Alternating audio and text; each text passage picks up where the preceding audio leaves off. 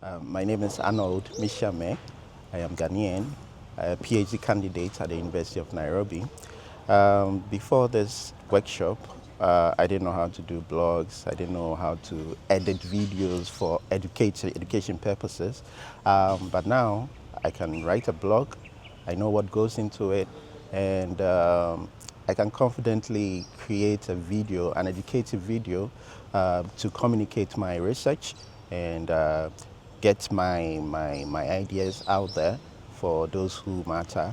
And so going forward, I'm going to employ these tools to enrich my field and also improve my communication.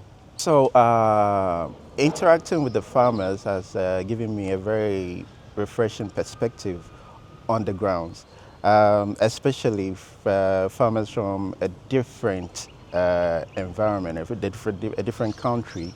So far, other farmers I've interacted with are farmers from my country, my communities.